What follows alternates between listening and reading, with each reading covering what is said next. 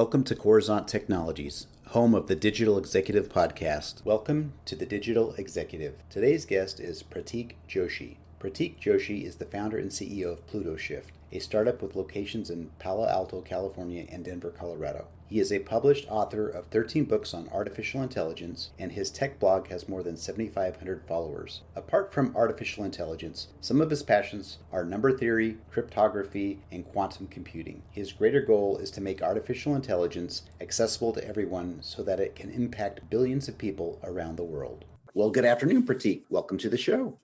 Thanks, Ryan. Great to be here. Awesome. Again, Prateek, we were just talking about how much I really love doing podcasts and talking to new people, connecting with new people. This is just simply amazing. So we're going to jump into the questions here. Let's talk about your background. You've got an amazing background in technology leadership, and now you're the CEO of Plutoshift. Could you share with our audience what drives you and what has contributed to your success? Sure. Yeah. I grew up in a town in southern India. And growing up, water was a bit of a luxury, right? So it's not like something that you turn on the tap and it's there, right? So we used to get water once every couple of days. You store it, you use it, and then you wait for the next turn. So that's kind of how my life started. That's my relationship with that. And the reason I'm mentioning that is when I started kind of growing up, I thought maybe that's how it is everywhere else in the world, right? So that's how people live. And then I realized, oh, wait a minute, that shouldn't be the case, right? So because it's an essential resource you need to survive. So growing up in India, there are many issues I could have latched onto, but water just stayed with me because of where I grew up. And that turned into a real passion after I grew up. So water, for many reasons, it's a topic very close to my heart. Now, coming to what I studied. So I went to school and studied AI during my schooling, first job, second job. So it's pretty much all I've done in my career. And specifically, I'm interested in how AI applies to the physical world. So AI has done a lot of good in the ether, such as search engines or e-commerce. But when it comes to the physical world, there's been a pretty big gap, right? And that's what fascinates me, right? How do we make it practical? I like it when I do something, I can, it's tangible, you can touch and feel it, right? So Plutoshift represents the convergence of my pursuit of this physical AI and my passion for water, right? So when we launched Plutoshift, the core mission was to, how do we bring AI in a practical way to have a meaningful impact on the world of water, right? So that's how we launched Plutoshift. And when I started talking to the industry folks, or people who do this on a day-to-day basis, I realized it's a very big need. So as our company grew, obviously we expanded beyond water. And now our platform is applicable to a range of sectors within the physical footprint. But that's pretty much how it got started. Also, if you look at why do companies gather data? Just so that they can enhance specific areas within their business. So today's reality is that it's siloed, accessing it is a pain. And that really has been the driving force, meaning just the size of this problem is so big that it excites me on a day-to-day basis. So these operations teams, they use spreadsheets on a day-to-day basis to get their work done, right? These manual workflows lead to errors and delays and oversights. So it's really expensive, and that's really where Plutoshift comes in. So it's a platform built for the operations team. So data comes in from many different directions, and we automate these workflows for them so that they can get to the information that they need quickly and automatically. That's a little bit of my story. Awesome. I appreciate that. And it's really inspiring. It's usually something in your life that impacts you in sometimes a positive way, but also a negative way that makes you have a passion to go fix something or provide a solution. So we appreciate your story. Prateek, as you know, everybody globally has to make major shifts to adapt to this new normal in the pandemic. Could you share with us what you're doing to help your organization stay relevant in this economy?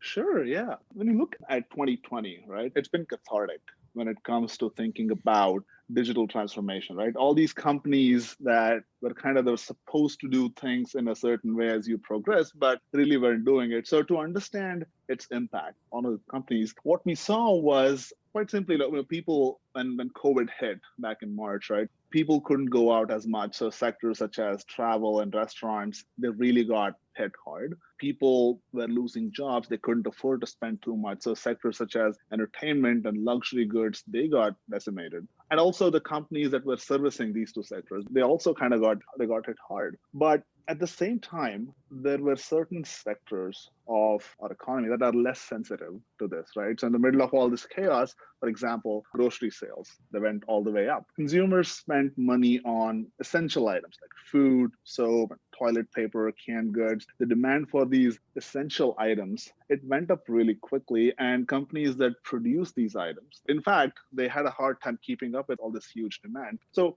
the reason I mentioned that is there were COVID created winners and losers, right? So they're at the mercy of how consumers behave. And also the other big trend is this shift to work from home, right? So it revealed a big technology gap when it comes to digital transformation. So to understand that better, we commissioned a study to see what do people think, how are they doing this. So we conducted a survey with across 500 industry professionals.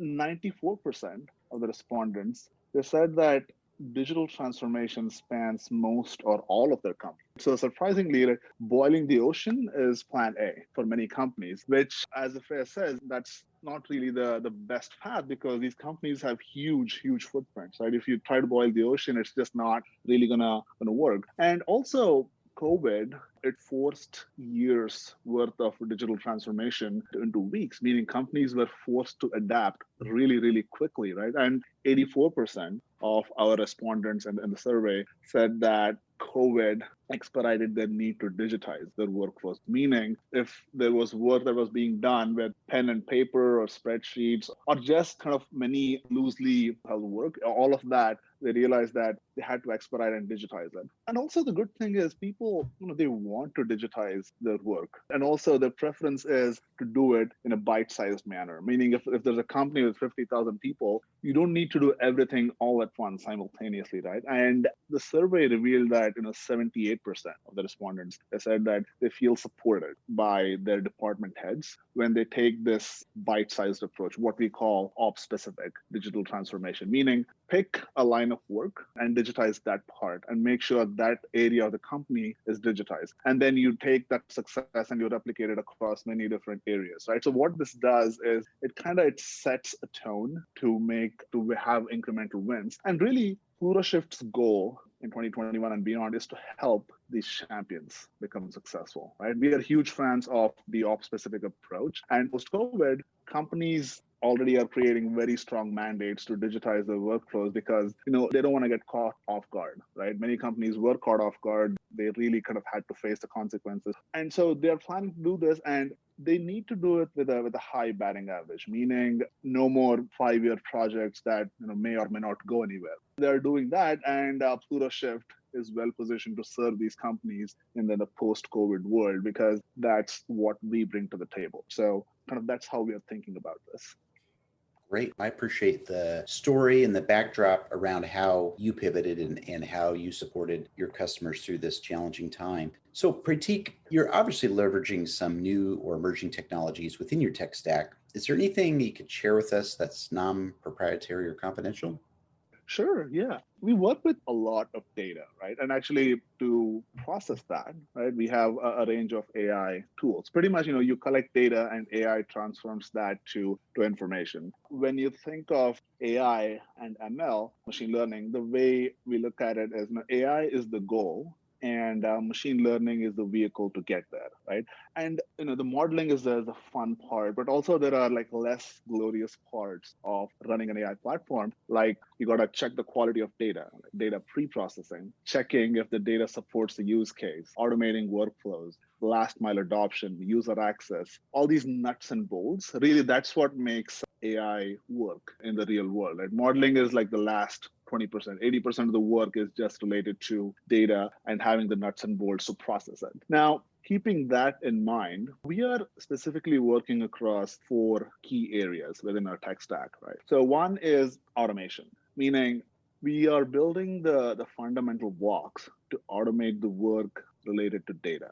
For example, data quality check, something that you need very, very frequently. It can be done manually by a person, but imagine the amount of time it's going to take for a person to do this across terabytes of data from multiple sources. What we're doing is building these range of automation blocks to automate the tasks that I mentioned a couple of minutes ago, like data quality check, pre-processing, and so on. So automation is a key area. Next is native mobile app. Our customers want to access the platform from many different situations, many different areas. So native mobile apps on iOS and Android will help us serve them better because they access it from their office, from the field, right? And there are many different areas. So mobile is definitely on a roadmap. Third is expanding the menu card of use cases. Right? There's been an increased demand from our customers to really kind of address more and more workflows.